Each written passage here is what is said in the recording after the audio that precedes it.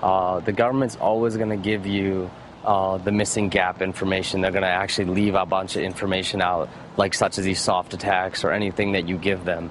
The people know the pulse of their own community. The people know the pulse of their neighborhoods. If your neighbor is new, if your neighbor doesn't look like you, approach that person, create a conversation, create a dialogue.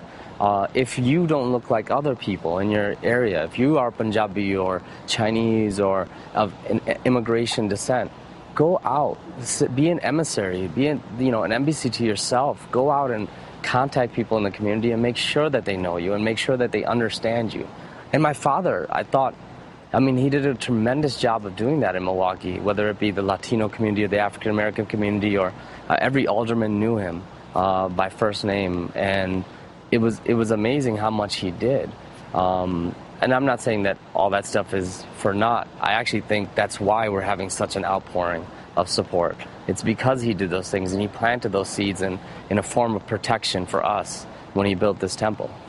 All right. Fayetteville, North Carolina.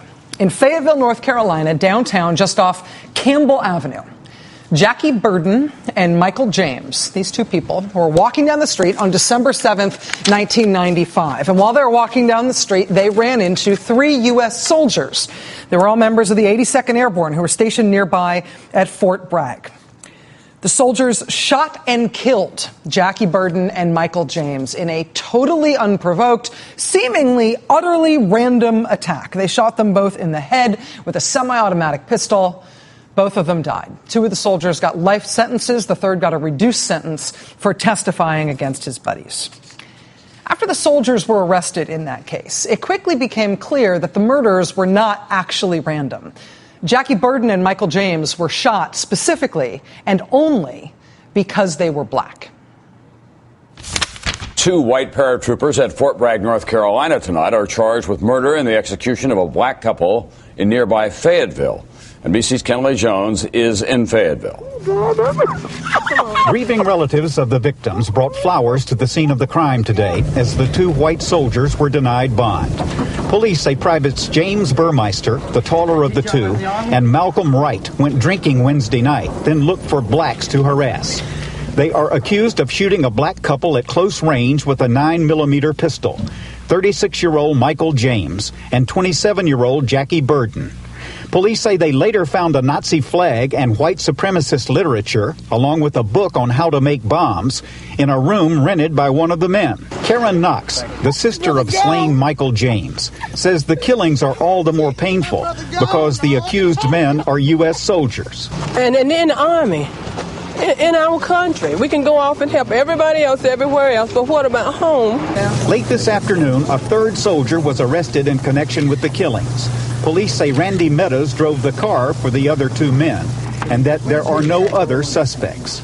James Burmeister is accused of hunting down and killing a black couple one winter night in Fayetteville, North Carolina. The prosecution's first witness in the murder trial, former girlfriend Kelly Cook Kelly, who showed the same Nazi flag Burmeister displayed in his Fort Bragg room. She also held up a photo of Burmeister posing with skinhead friends. Kelly testified the former Army soldier boasted it was more than just a phase. At the trial, the prosecution argued that the skinhead soldiers had killed Jackie Burden and Michael James that night in Fayetteville because they wanted to win the right to wear specific racist tattoos that you could only wear, apparently, if you had killed someone for being black or Jewish or gay. A worldwide investigation initiated by the military because of that Fort Bragg murder uncovered a series of cells, essentially a network of white supremacists operating inside the U.S. Army. 22 soldiers were discharged for belonging to racist skinhead groups. And just over 3% of Army personnel who were interviewed for that study admitted that they had been asked to join white supremacist groups once they were in the U.S. Army. The results of that investigation were released in 1996. The Fort Bragg murder had happened in 1995. Also serving at Fort Bragg in 1995 was this man, Wade Michael Page. At the time, friends who served with him at Fort Bragg said that he was an avowed white supremacist. One man who served with him at Fort Bragg recalled that he spoke of the need for securing a homeland for white people. He referred to all non-white people as dirt people. quote, he criticized me for my attraction to Latina women. He would call me a race traitor. He said I should change my ways because I was a blonde-haired, blue-eyed white guy, and I shouldn't be wasting myself on that. And at that time, again, 1995 in Fort Bragg, Mr. Page was apparently covered, according to people who knew him at the time, he was covered with racist tattoos, including one that made a reference to the 14 words, a phrase used by white supremacists. Here's that tattoo, the specific one referenced there, and this is that specific guy. You see, it's a Celtic cross inside a circle, and if you look in the sort of white foreground there, there's a big 14 on it. 14 stands for the racist skinhead kind of Pledge of Allegiance, I guess, because it has 14 words.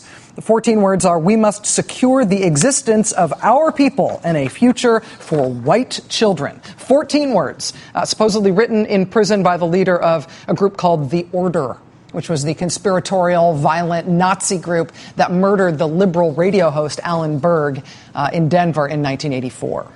Conspiratorial, racist, and neo-Nazi groups particularly like numerological codes. So apparently the number 18 can be a racist symbol. 18 standing for the first and eighth letters of the alphabet. The first and eighth letters of the alphabet are A and H, so 18 means Adolf Hitler. A racist group called the Hammerskins. They apparently use 838 in the same kind of code. Their symbol is crossed hammers, so 838 stands for HCH. Hail the crossed hammers. And then, as you saw in the earlier tattoo there, the 14, standing for those 14 words, the Future for White Children Pledge of Racist Allegiance. The guy who had been at Fort Bragg in Fort Bragg's bad old murderous Nazi skinhead days in 1995. The guy serving there then with the tattoo of the big 14 in the Celtic cross. He apparently also had a W and a P tattooed on the back of his hands. A P on one hand, a W on the other, standing for white power. He played in racist bands that played white power shows. They played under the Confederate flag. They hung swastika banners behind them when they did shows. By 2011, he had moved to Wisconsin, apparently to live with a girlfriend who herself seems to have been part of the same world. You can see her here on the left with all of these guys. The sign says Volksfront, race over all. Mr. Page's then-girlfriend reportedly worked as a waitress at a strip mall restaurant in the town of Oak Creek, Wisconsin, and the restaurant where she worked was just about a block away from the Sikh Temple of Wisconsin.